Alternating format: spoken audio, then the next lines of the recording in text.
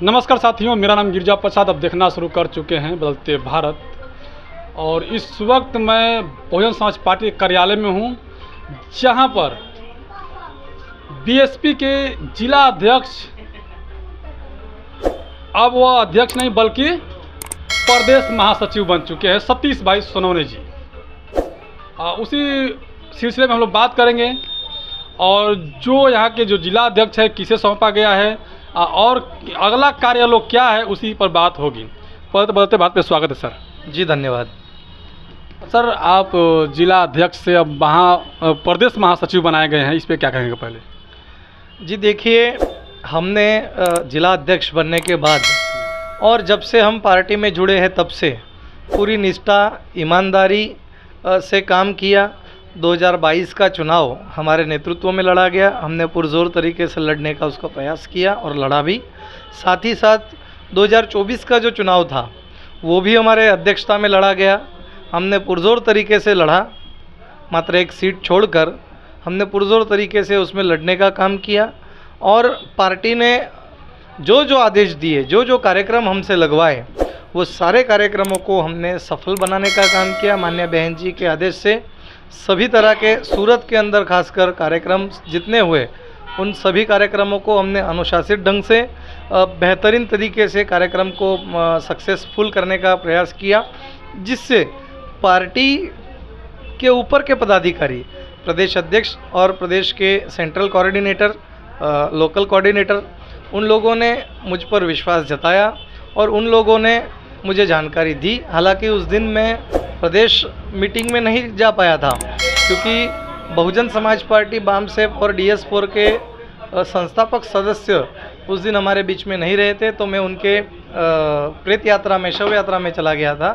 तो प्रदेश में उस दिन मीटिंग थी और उन्होंने मुझे जानकारी फ़ोन करके दी कि सतीश जी, आपको हम लोगों ने प्रदेश की जिम्मेदारी दी है और आप इस जिम्मेदारी को जिस तरह से आपने जिला अध्यक्ष के रूप में जिम्मेदारी निभाई है, उसी तरह से आप प्रदेश की जिम्मेदारी और उससे भी दुगनी ताकत से आप प्रदेश की जिम्मेदारी को निभाएंगे, ऐसी आशा अपेक्षा करते हैं। जी, इसी बात पे मैं आ रहा था कि आप एक जिला में थे और जिला में आपने जो कार्य किया, लोग आपसे बड़ा प्रभावित हुए, वोटर भी प्रभावित हुए कि नहीं, हमारे बीच में हमारे जिला अध्यक्ष आ रहे हैं जी।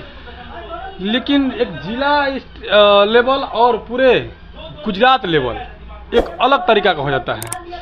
और गुजरात में आप पूरा क्या भ्रमण कर सकते हैं, हर एक ज़िला में हर एक लोगों के पास कैसे आप उतना मतलब कि लोगों के साथ मिल सकते हैं, क्योंकि आपके पास उतना सुविधा है नहीं। देखिए, पहली बात तो मैं आपको बता दूं, प्रदेश के लोगों ने मुझ पर जो विश्वास दिखाया है, तो मेरी क्षमता को देखकर उनको लगा कि सतीश जी को हम यहाँ पर इस पद के लिए नियुक्त करते हैं, मेरी क्षमता होगी, तो ही उन्होंने मुझे उस पद पर नियुक्त किया है।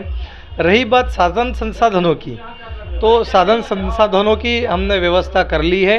हम पूरे निश्चित मैं कहता हूँ कि खासकर मैं गुजरात के पहले साउथ जो जोन है, साउथ जोन के अंदर हमने बड़ी मजबूती के साथ संगठन को बनाने का काम शुरू कर दिया है। आने वाले समय में आप देखेंगे, आप सिर्फ 2 या 3 महीने के बाद अगर पूरे प्रदेश में घूमेंगे तो आपको बसपा जो है ये सीधी सत्ताधारी पार्टी के साथ टक्कर में आपको नज़र आती हुई दिखाई देगी। ये मेरा पूरा विश्वास है और हमने उस लेवल का कार्य जो है करना शुरुआत कर दिया है। जिस दिन हमें प्रदेश की जिम्मेदारी मिली, उसी दिन से हमने प्रदेश के जिम्मेदार पदाधिकारी होने के नाते अपना कार्यक्रम शुरू कर दिया। हम लोगों ने हर ज़िले के नेताओं से, खासकर साउथ जोन की मैं बात करूं, हर ज़िले के जिलाध्यक्षों से कांटेक्ट करना चालू कर दिया।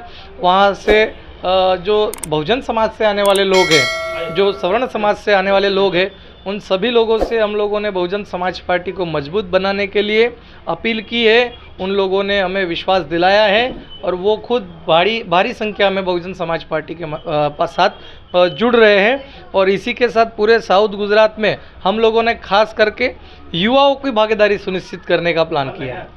आज इस देश के अंदर युवा सबसे ज़्यादा है। युवा और क्रांतिकारी जो लोग हैं, वो युवा और क्रांतिकारी लोगों को हमने लेने का काम किया है और उनके कंधों पर जिम्मेदारी देने का काम किया। जी। सर आप जैसे कि आपने सारे बताए युवाओं को लेने के लिए बात हो रही है, लेकिन जो 2022 का चुनाव हुआ यहाँ पर मतलब कि बहुजन समाज पार्टी का खाता भी नहीं खुला, और 2024 के जो लोकसभा चुनाव हुआ उसमें भी समझ लीजिए कि मतलब कि बीएसपी की हार हुई। अब 2027 में जो चुनाव आने वाला है, लगभग अभी 2 से 3 साल बाकी है, इसमें आपका कैसा कार्यशैली है कि लोगों को जोड़ सकेंगे, फिर या बसपा को जीत दिलाने के लिए कितना बड़ा कदम उठाएंगे आप? देखिए, पहले तो मैं आपको बता देना चाहता हूँ, सूरत एक महानगर है और सूरत शहर के अंदर की अगर हम बात करें, खासकर हम सूरत में रहते हैं इसलिए मैं सूरत को आपको बात कर रहा हूँ। सूरत शहर के अंदर आने वाले 1 से 1.5 साल के बीच में कॉरपोरेशन का चुनाव है, नगर निगम के चुनाव है। तो जो नगर निगम के चुनाव है, हमारा फोकस पूरा के पूरा नगर निगम के चुनाव पर है। हमारा बेस वोटर यहाँ पर है और हर वार्ड के अंदर हमें अच्छा खासा वोट यहाँ पर मिलता है, हमारे कैंडिडेट्स को अच्छा खासा वोट मिलता है।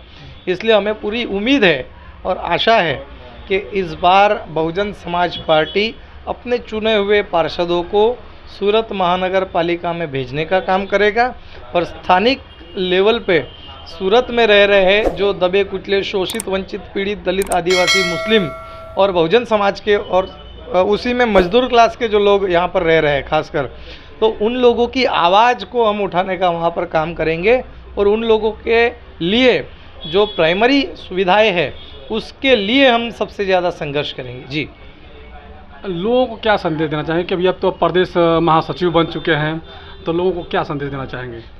जी देखिए, मुझे प्रदेश सचिव के पद पर पार्टी ने विश्वास जताया है, तो उनका जो विश्वास है उसी विश्वास को मैं लेकर चल रहा हूँ और उसी विश्वास के साथ मैं लोगों के बीच में जाकर उनको बताने जा रहा हूँ कि आज देख सकते हैं आपके देश और देश में, खासकर भारत देश की अगर बात करें तो जो दबे कुचले समाज को, SC और ST को जो रिजर्वेशन बाबा साहब अम्बेडकर जी ने दिलाया था, मिनिमम प्रतिनिधित्व इनका होना चाहिए, इसलिए जो प्रतिनिधित्व का अधिकार इनको मिला था।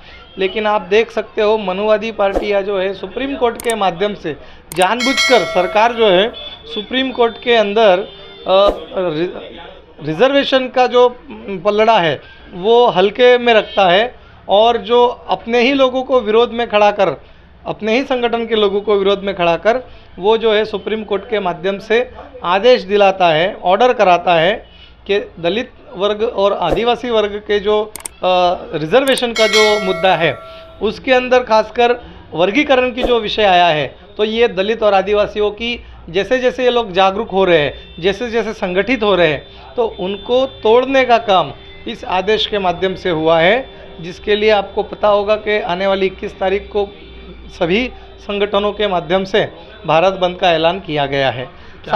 जी, मैं आपको फिर एक बात बता दूं, तो आपका जो विषय था कि आप क्या मैसेज देना चाहेंगे, संदेश देना चाहेंगे, तो मैं आपको बता दूं कि आज संविधान बचाने की बात को लेकर कई लोगों ने संविधान की किताबें संसद भवन में उठाई, या चुनाव के समय पे लोगों ने जो बताया कि हमें मजबूत करिए, हम संविधान को बचाएंगे, हम आपके रिजर्वेशन को बचाएंगे, हम आपके हक अधिकारों को सुनिश्चित करने का काम करेंगे।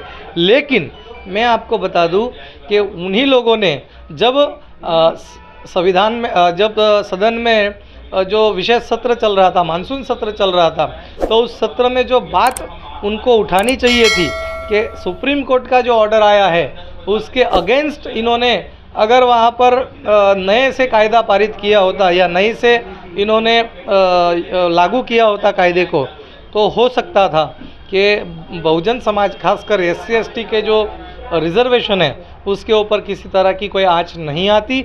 लेकिन जो संविधान को बचाने वाली बात करते थे, जो PDA की बात करते थे, उन लोगों को मैं खास कहना चाहता हूँ कि उन लोगों ने हमें ठगा है, हमारे लोगों को गुमराह किया है। इस देश के अंदर बहुजन समाज पार्टी व बहुजन समाज पार्टी की नेता एकमात्र ऐसी नेता है जो बहुजन समाज के साथ साथ सभी वर्गों का, सभी धर्मों का, सभी पंथों का जो है सम्मान करती है, उनकी भागीदारी सुनिश्चित करती है और उनके लिए काम करने का सही मायने में काम करती। जी, थैंक यू सर जी। जी धन्यवाद। तो देखिए, प्रदेश महासचिव सतीश भाई सोनवणे जी हैं, अपने सारे बातों को उन्होंने जवाब दिया और जो गुजरात के खासकर सूरत में इन्होंने कहा कि इस बार जो कॉर्पोरेट का जो चुनाव आने वाला है उसमें कहीं ना कहीं बसपा को जीत दिलाने के काम करेंगे, और इसका इन जो है कि सतीश भाई सोनी का कार्यशैली बहुत बेहतर रहा, जिसकी वजह से इन्हें प्रदेश महासचिव बनाया गया। बाकी आप लोग किस तरह से देखते हैं, कमेंट कर जरूर बताइएगा। धन्यवाद।